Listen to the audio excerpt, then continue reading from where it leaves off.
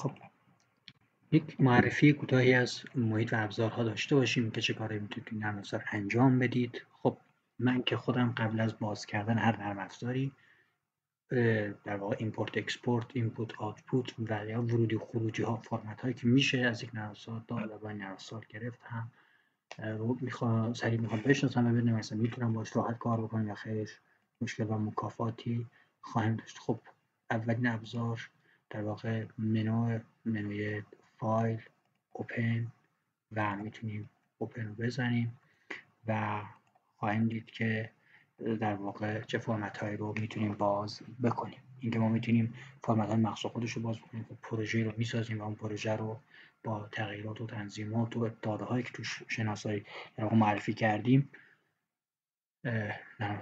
با فرمت گس ذخیره میکنیم.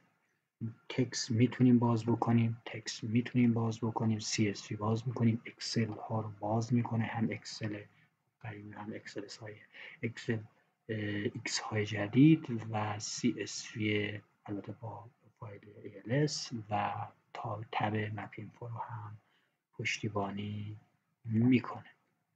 خب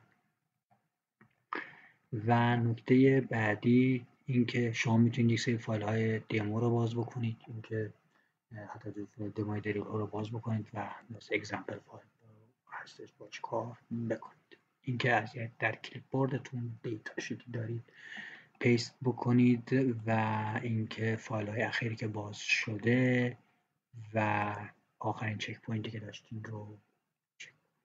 حالا این بخش ها با دیتابیسش کار میکنیم. اینها دادهای XRF رو میتونید از نرم افزارها و فایل های خروجی که حالا برای اولمپیس هست، برای در واقع رفلکس هست، اینها میتونید بخونید و رندوم ساب سامپل تهیه بکنید و از طرف دیگه شما همچنان خب خیلی از این در واقع بخشی که نگاه میکنید تا زمانی که شما فایل رو باز نکنید، پروژه رو باز نکنید، غیر فعال هستند. ولی خب میبینید که مثلا در دیتاهایی که پروواید شده، دیتاهای مثل پورفیری، کنترل کیفیت XRF و در واقع گراف هایی که برای CRS هست داشته باشید.